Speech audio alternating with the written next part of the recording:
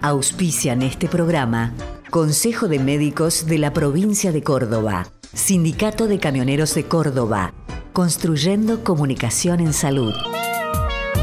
Laboratorio de Hemoderivados de la Universidad Nacional de Córdoba. Un compromiso con la vida. Ciudad de Córdoba, Argentina. Todo en una. Descubrila. Municipalidad de la Ciudad de Córdoba. ¡La Muni!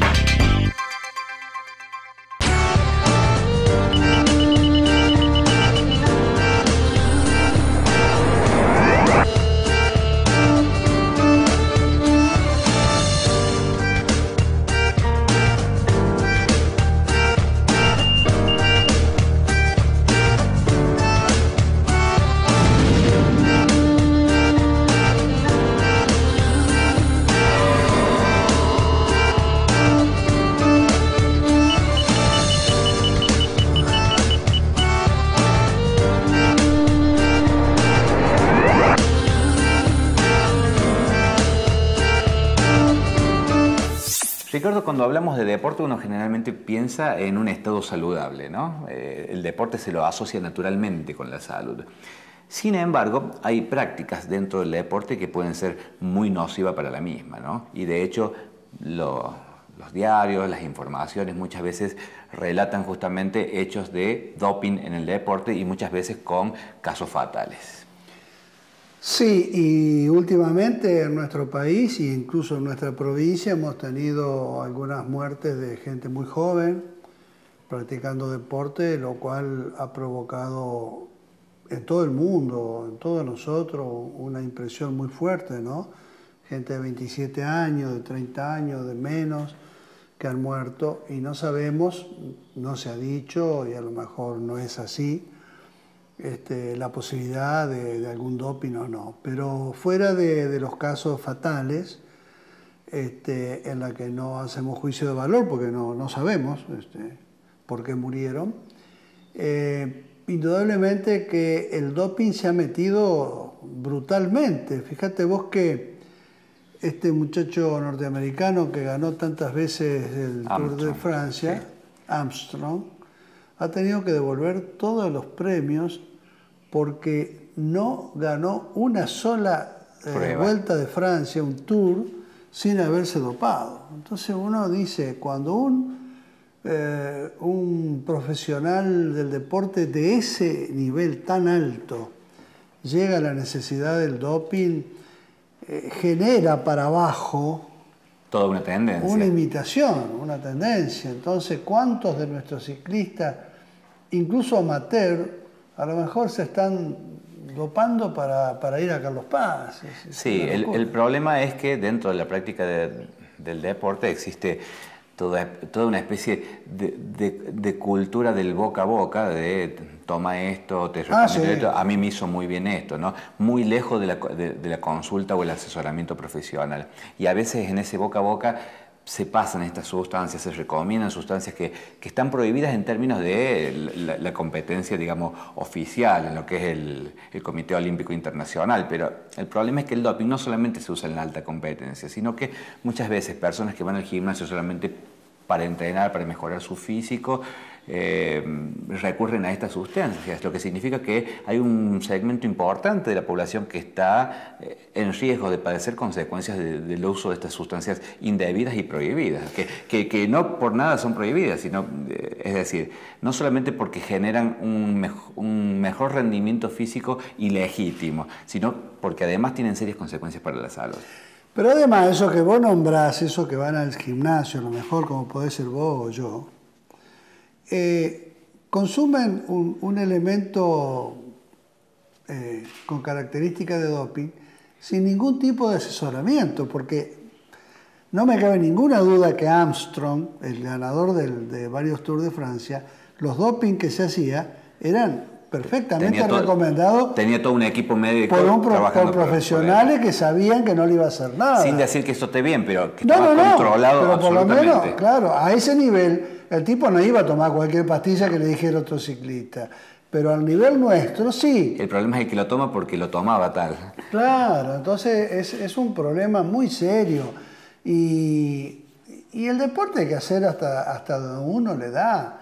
¿Por qué no vamos a dopar para hacer un deporte? Si no nos da para más, llegamos ahí. Claro. Si no somos profesionales de eso, no estamos para ganarle a nadie. Las maratones que hacen, por ejemplo, el Sanatorio Allende que hace una maratón, el DASPU que hace una maratón, es para que vaya la gente y corra sin interés de ganar, porque además nunca van a ganar, porque también se anotan profesionales del maratón y que siempre son los que ganan. Que sí, es lógico. Aún así para los profesionales no tiene sentido poner en riesgo la vida por una medalla, un trofeo o una mención. No, sobre todo lo que vale es el buen entrenamiento. Así que hoy hemos conseguido juntarnos con especialistas de distintas ramas de la salud que nos van a hablar del tema del doping en el deporte.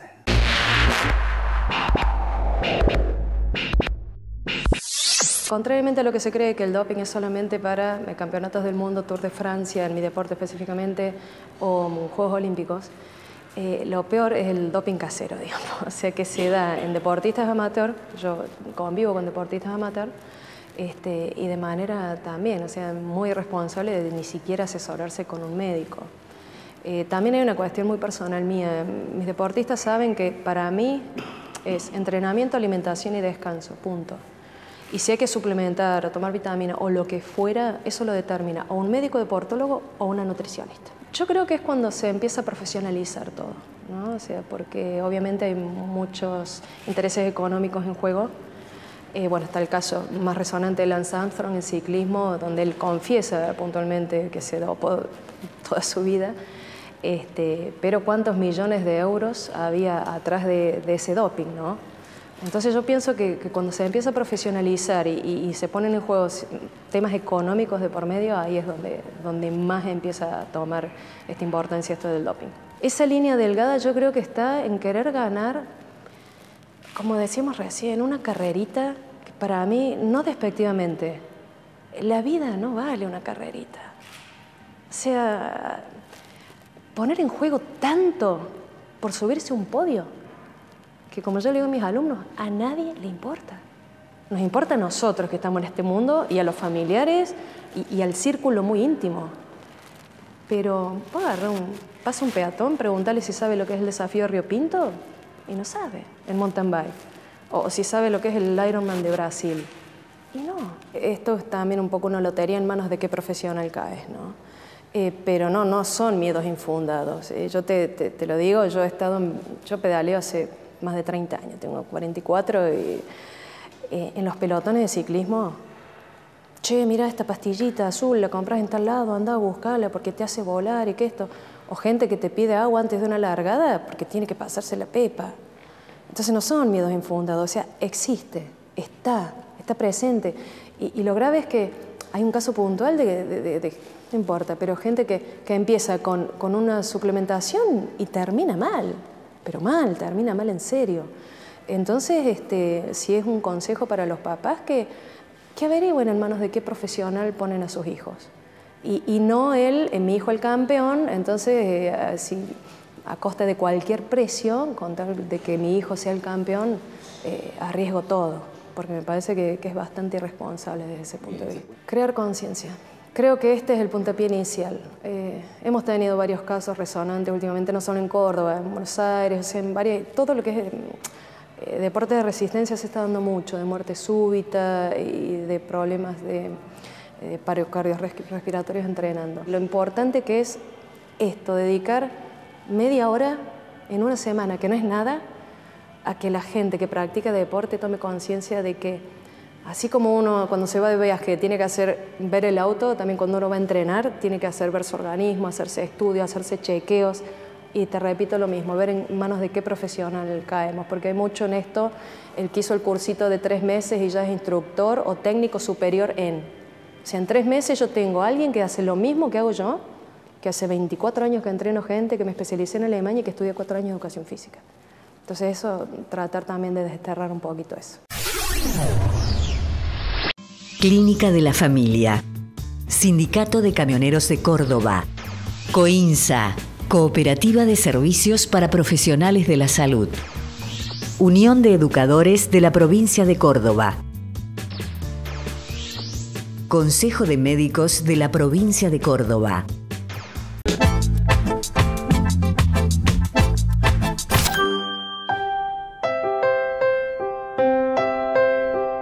Las enfermedades respiratorias son más frecuentes durante el invierno. Para evitar ciertas enfermedades como la gripe, la bronquitis o la neumonía, es necesario que tengan en cuenta algunos consejos. Lleve a su hijo a controles periódicos y mantenga las vacunas perfectamente al día. Amamante a su hijo con leche materna durante los 6 primeros meses y, si es posible, hágalo hasta los 2 años. La leche materna es un alimento fundamental. Evite que su hijo tome contacto con personas que tienen tos o síntomas respiratorios. También evite que tome frío. Limpie y ventile su casa todos los días. Y algo fundamental, no fumar y mantenga los ambientes libres de humo. Pero también tenga presente cubrirse la boca al estornudar o toser, ya sea con un pañuelo o con el pliegue del codo, para evitar contagiar a otros. Lávese las manos con agua y jabón cuando vuelva de la calle, antes de cocinar o comer, después de ir al baño o cambiar pañales. En caso de fiebre alta, tos persistente, dolor torácico o falta de aire, consulte inmediatamente a su médico. Evitemos que los niños lleguen tarde a la consulta.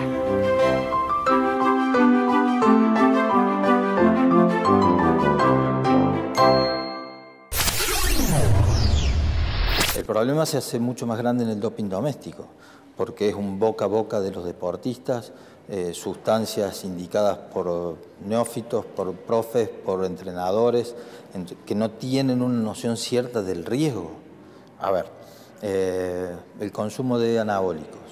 En un deportista de alto rendimiento, quien se lo dé va a saber hasta cuándo puede cargar, cuánto tiempo antes puede cargar. Pero es muy difícil que lo lleve al límite. Obviamente a veces se lo lleva, pero hay una cierta base científica en cómo debe usarse esa sustancia. La misma sustancia en un deportista amateur, nadie le indica cuál es el límite. No saben cuál es el límite. Ese chico no está estudiado, entonces no se sabe cuánto puede consumir, hasta cuánto. Entonces el riesgo en el deportista amateur es muchísimo más grande que en el profesional. Un chico que decide empezar a hacer pesas o quiere aumentar de peso para ver de jugar en la primera de su club o para verse mejor en el verano, no está estudiado. Nadie lo aconseja. El que le sugiere probablemente ni siquiera sabe los efectos secundarios que puede tener la droga que le está administrando. Entonces se hace muchísimo más peligroso en el doping doméstico que en el doping profesional. Sin que uno sea mejor que el otro, ni que estemos defendiendo uno del otro, obviamente que no, ¿sí? Pero uno, si se quiere, hay una base científica de quién implementa el doping. En el otro no, en el otro van, compran un anabólico en una farmacia sin receta y se lo indican, como le dijo el amigo, el que está más grandote o el que empezó a hacer pesas hace mucho tiempo o el que se está entrenando antes. Todos los días en todos los clubes de la especialidad que te imagines, gimnasios, ciclistas, hay un altísimo porcentaje de jóvenes y de no tan jóvenes que quieren seguir pedaleando como si fueran jóvenes, que consumen sustancias sin ningún tipo de control. Suplementación deportiva es tratar de proveer al cuerpo del deportista de todas aquellas sustancias que le hagan falta para aprovechar su entrenamiento, para evolucionar, ¿sí? Pero que no le van a proveer de una ventaja. A ver, el doping lo que busca es que todos compitan en igualdad de posibilidades. O sea, que el rendimiento esté basado en su contracción al entrenamiento, en sus capacidades naturales, ¿sí? Pero sin recurrir a sustancias que lo pongan en ventaja con respecto al que entrena al lado. O sea, que gane realmente el que entrena mejor o el que tenga mayores capacidades naturales, ¿sí? El doping busca darte a través de un frasquito lo que vos no puedas conseguir entrenando, por el motivo que fuera. Y encima pone en riesgo la salud. Educar, tener o que haya cada vez más de estos espacios. Un chico de 16, 17 años que quiere estar grandote por lo que fuera, es un adolescente, o sea, adolece de límites, está buscando sus límites. Si en el gimnasio la imagen de su profe le dice que consuma algo, no tiene barreras para decir que no. Si él trae desde la casa, ¿sí?, una educación, una inquietud de preguntar el porqué de las cosas, ¿sí?, eso es la primera gran barrera para que ese chico pueda decir que no. Ahora, si él ve que su papá cuando se pasa de rosca en el trabajo toma algo para dormir, pero que nunca se lo dio a nadie. Si a la mamá cada vez que le duele la cabeza toma algo para que le duele la cabeza, para que le calme el dolor de cabeza, sin que nadie se lo haya indicado. Si cuando a él le dolía la garganta de chico, en vez de llevarlo al pediatra, la mamá le daba un jarabe, ese chico no tiene una conciencia de que está jugando con algo que puede ser muy peligroso. Clínica de la Familia, Sindicato de Camioneros de Córdoba, COINSA, Cooperativa de Servicios para Profesionales de la Salud, Unión de Educadores de la Provincia de Córdoba, Consejo de Médicos de la Provincia de Córdoba. El Consejo de Médicos de la Provincia de Córdoba informa: todos los matriculados pueden acceder a la mayor cobertura de salud de la provincia. Informes en nuestra sede.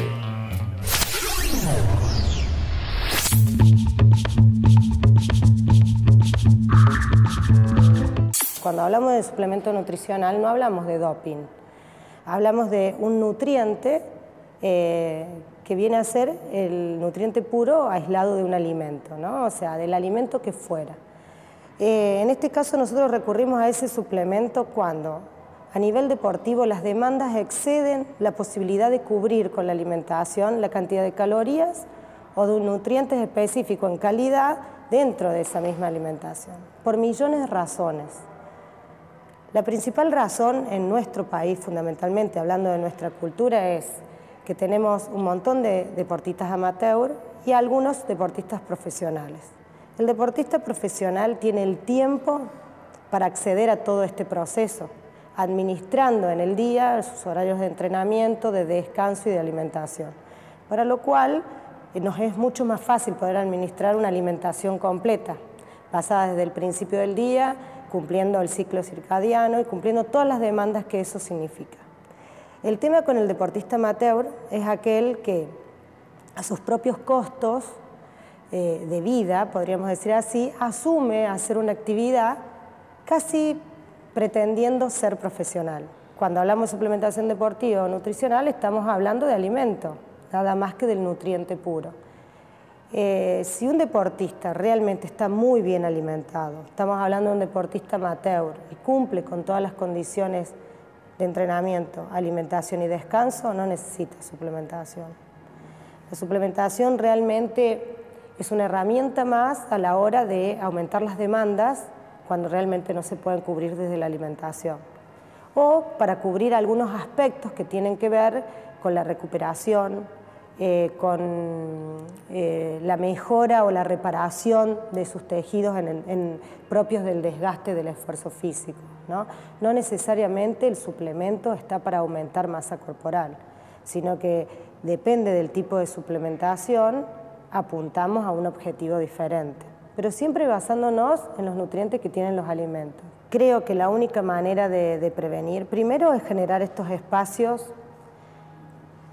bien dichos como campaña antidoping de gente que trabajamos en el deporte o con el deportista cuidándole su salud, tratando de que el deporte sea realmente una instancia sana, no que esté al borde de la patología. Sobre todo, ¿por qué digo educando a la población en general, educando a los padres, para que también no se asusten frente al uso, por ejemplo, de un suplemento, y educando a los deportistas? Y esta educación es tan necesaria porque también, lamentablemente, dentro de nuestro medio existen suplementos contaminados con sustancias estimulantes o que son doping. Entonces, aprender a recurrir siempre a un profesional que sepa de la materia para que estén bien guiados, porque realmente, como el uso del suplemento ya que está inscripto en el Código Alimentario Argentino como un alimento, puede ser de uso común, de uso público, se puede comprar en un supermercado, en un kiosco, en un gimnasio, en cualquier negocio que venda alimentos se puede adquirir un suplemento. El tema es que el uso de ese suplemento o el abuso de ese suplemento puede perjudicar la salud si no está bien indicado. Creo que todos aspiramos a desarrollar nuestras potencialidades al máximo y no me parece desaconsejable. Pero nosotros siempre insistimos que el doping es un recurso cuando no se entrena bien, es trampa. Pero cuando hay un buen proceso de entrenamiento no hace falta en absoluto ningún tipo de sustancia de ese tipo como tal. Forma parte de la honestidad. El doping en definitiva es una trampa. Tiene que ver con la capacidad de renunciar a un bien inmediato por un bienestar mediato. Forma parte de nuestras funciones, el tratar de inmediatamente impedir, inhibir una acción que nos lleva a una satisfacción pronta en función de un beneficio a mediano y largo plazo. La persona que incurre en eso, evidentemente, hipoteca su vida. No tiene en consideración su futuro como tal desde el punto de vista de la salud y en pos de un momento de gloria o alcanzar una supuesta plenitud, no puede postergar esa satisfacción inmediata de su deseo. Creo que la estructura del acto delictivo es prácticamente lo mismo. El deporte no es ni bueno ni malo, como ni tampoco la gimnasia ni el atletismo.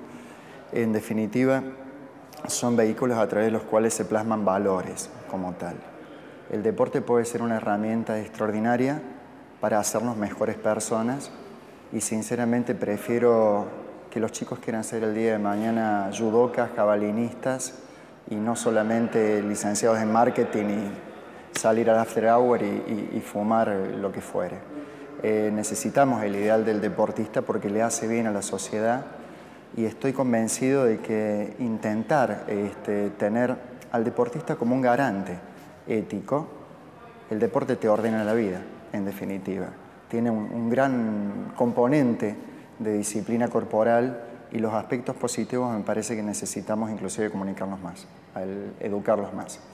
Por otro lado, también el deporte puede ser utilizado como un vehículo para otro tipo de fines que tienen que ver con el exitismo, con la obscenidad en el dinero que se mueve en el deporte como tal, con la cultura de un cuerpo atlético que básicamente hasta podríamos objetar si es atractivo o no. Y desde ese punto de vista, sí, la puesta en escena a través de los medios, fundamentalmente de la dimensión del éxito en el deporte y no todos los demás aspectos positivos del proceso, puede generar un efecto negativo en la educación de los chicos, que es intentar lograr ese éxito al corto plazo y a toda costa, cuando en realidad lo que vale es el proceso como tal. Lo que se observa a nivel social es el facilismo, con lo que se puede llegar a obtener y digamos, consumir este tipo de sustancias. Sin duda, aprendemos por imitación y aprendemos más de la persona que más tiempo pasa cerca nuestro y de las imágenes que nos transmite. Entonces, no quepa duda de que el tener a flor de piel, digamos, la metodología como tal, puede perfectamente, es muy buena hipótesis, la acepto, inducir también a una mayor tendencia a consumir ese tipo de sustancias, sin ninguna duda. Y también al revés. Y de vuelta, me parece que hay una correspondencia de los dos lados. Desde el momento que un deportista hace eso y se manifiesta públicamente que se hace eso, me parece que también influye del otro lado. Hay leyes. Estuve leyendo últimamente toda la legislación de la provincia de Córdoba, del municipio sobre gimnasios y todo. El asunto tiene que ver con el cumplimiento de las leyes. Yo creo que las leyes y su cumplimiento van creando progresivamente con el tiempo cultura como tal. No es un impacto inmediato, pero forjan una cultura de lo corporal como tal, en donde nos lleva, Marcos, a un automatismo, en el sentido de que ni siquiera se te cruza por la cabeza, no sopesas la posibilidad libre de optar o no por una sustancia. Directamente, ese automatismo como un hábito operativo bueno te lleva a decir no directamente a la posibilidad de que te lo ofrezcan, ni siquiera consideras la posibilidad. Y eso lo logra progresivamente el cumplimiento de las leyes. No estoy muy seguro si el impacto de la educación como tarea concientizadora tiene más poder que el modelo asociativo inclusive de la prohibición, de la ley. Creo que hay que concientizar sin duda, pero también hace falta el cumplimiento de leyes que crean cultura.